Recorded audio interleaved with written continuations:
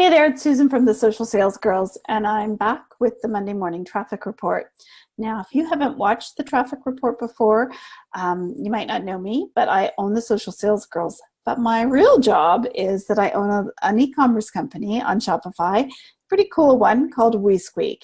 And what I'm doing on the traffic report is taking you behind the scenes at my business WeSqueak and showing you how we got our traffic last week and what we did that worked the most.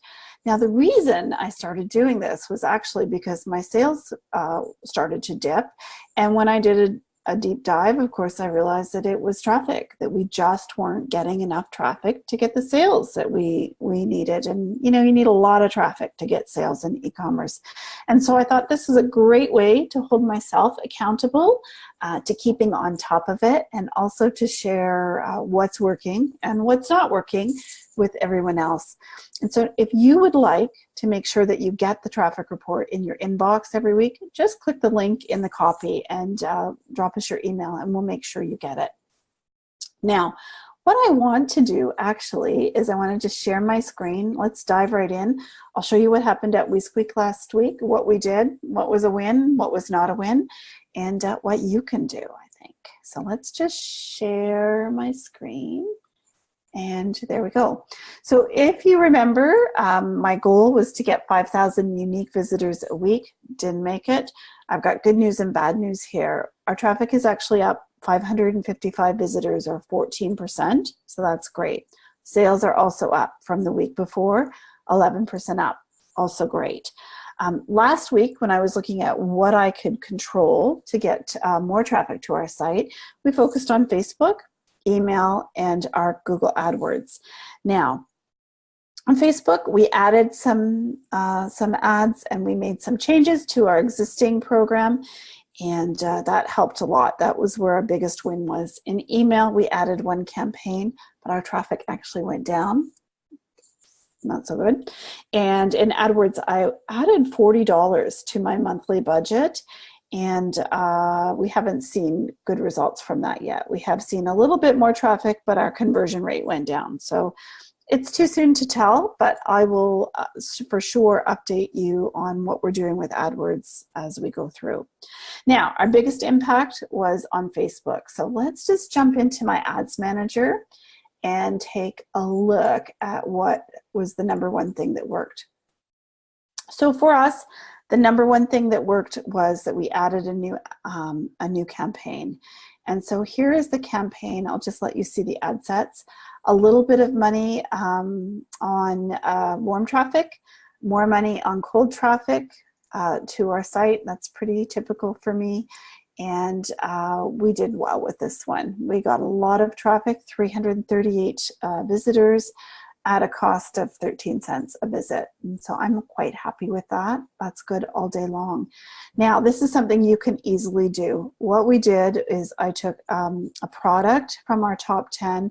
I found a post for it on our site that had better than average clicks to website. So I just want to show you what I mean. This is the one I'm going to use for next week.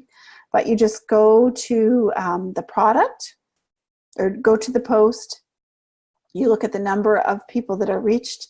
You know, our reach isn't great anymore organically because, you know, it's just, and things have changed for sure. But when I clicked on this, I did see that organically 8 people had clicked the link. So that's okay. I'm going to use this for our next ad test. Now, the way you could do this if you are do more on Instagram is find your most engaged post on Instagram, share it to Facebook, make sure you edit the copy, drop a link in there with a call to action, and then turn that into an ad from your page. And that gives you a leg up on everything else. And this has worked very well for me over the years, is that at least I'm kind of hedging my bet. I already know that organically, as low as it is, organically, this is something that people click on. And so I expect better results with ads. So that's a great tip to go ahead and use. So if I jump back to Facebook ads, this was the one ad that had the most impact for us. And I will show you so you don't, I mean, you saw what I just showed you. this is similar. You're not going to find that we've done anything fancy here. It's very simple. It's a customer image along with a product image, has a call to action, and we got lots of clicks from it. And so don't hesitate to do something because you think you don't have it perfect. You know, it moves so quickly, and it's Facebook likes native content. It's not like Instagram where they're really pretty. And so your opportunity is to, strike while the iron is hot. So go ahead and do that. Choose one of your top products and best performing posts and let her rip, see what happens. So that was the first thing we did. The second thing I did was I actually revived a campaign that I had turned off. It was just kind of meh. And it was pretty, I believe it was pretty it wasn't really great. Interesting. Usually we do well with cold traffic. This one, all the action was with the warm traffic. I'm probably going to find something better. I mean, 14 cents is good. I might leave this on for $1, but definitely 22 cents for cold traffic. I can do better. Now, if you're just starting out, 22 cents is a great number, but for us, I know we can get that number down. And so that didn't work particularly well. The other thing I would say is I made a few adjustments to campaigns. I had a campaign that brought the most traffic, which was here, left over from the last round of free traffic bootcamp that we did. I made some adjustments there, didn't pay off, you can see. I actually got fewer clicks, and I made an adjustment to this one here where we were getting the cheapest clicks. I think they were 11 cents last week. Again, didn't really pay off. I think I added more budget and the price per click went up 4 cents, so it's 16 cents. So that wasn't particularly successful either. Now I spent $90 more doing all this between getting this campaign going again and starting this campaign, this new campaign. So that's pretty significant. And so I feel like this excess traffic, this extra traffic that I got, paid for a lot of it. And so that's not really what I want to do. I don't mind paying for traffic, but I don't want to keep growing my traffic only by paid methods. So here's what I noticed though. I think this is really kind of exciting, is my big observation here was our retargeting got cheaper. And so what that says to me is that if I can continue to drive good quality cold traffic to the site, that my retargeting budget will stretch further. And so for us, we use Shoelace for retargeting, and it's $15 a day. But let me tell you, it's $15 a day. That's what I spend, no matter how many people I make available, like no matter what that audience size is for them to retarget. And so this exercise taught me that I'm not maxing that budget. Now, it was all in days 1 to 3 is where we saw the huge change, and particularly dynamic. So most people start with dynamic advertising, and here's where the huge win is. The cost of my link clicks for dynamic retargeting went down 25 cents. That's huge, right? You can get a lot more clicks if it's 25 cents less. So they're 39 cents instead of 64 cents. And so that's 63% more clicks for my money. So I thought that was really interesting. The other thing that I took away from this is that I'm not sure beyond, I'm going to watch it, but I'm not sure beyond day 3.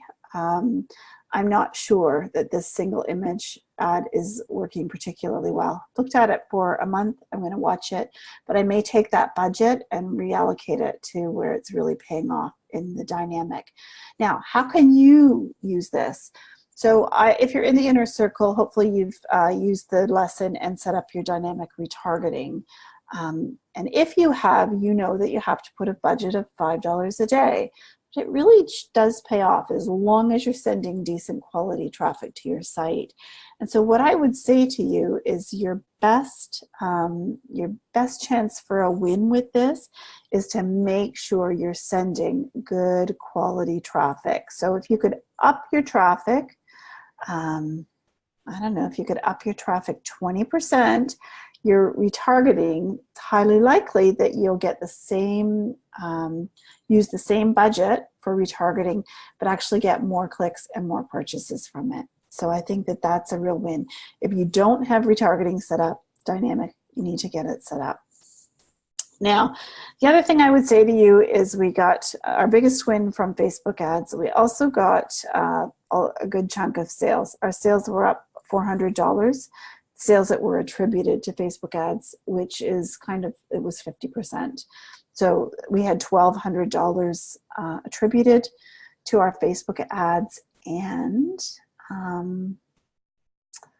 I think we spent, $292, $90 more than last week, and so that's a big deal. So that's Facebook. The other thing is that I think is worth talking about is our email.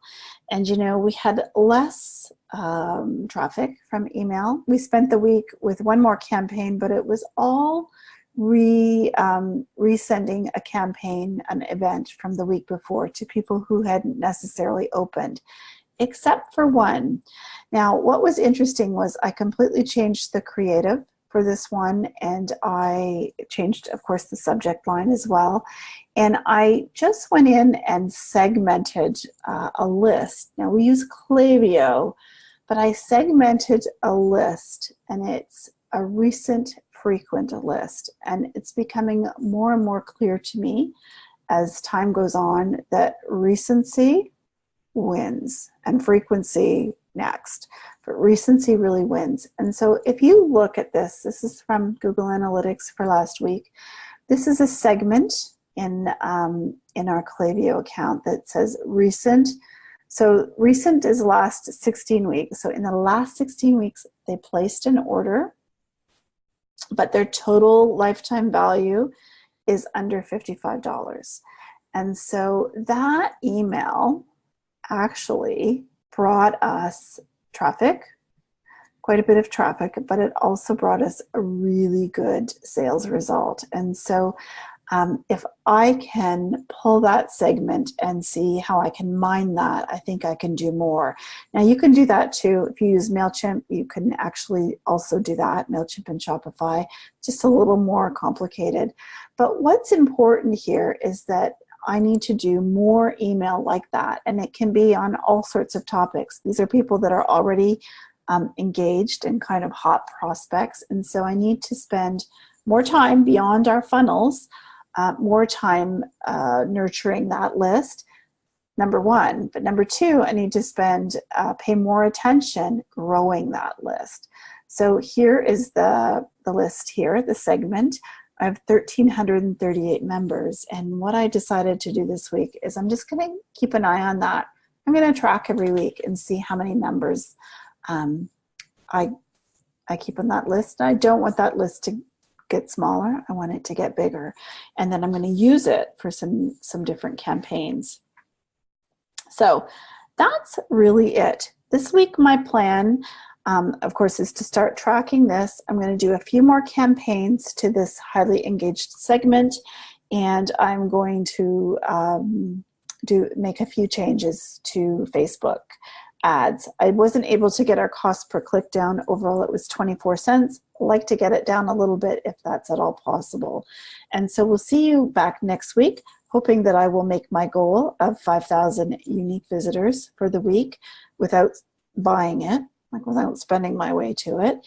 And I want to show you what you can do, what I've done, but what I think you can do that can get you even better results. So if you have comments, be sure, questions or comments, put them in the comments. I will have a look back and answer. And if you'd like to make sure that you get the report in your inbox, just sign up and we'll make sure that it comes out to you on Mondays. Thanks for watching.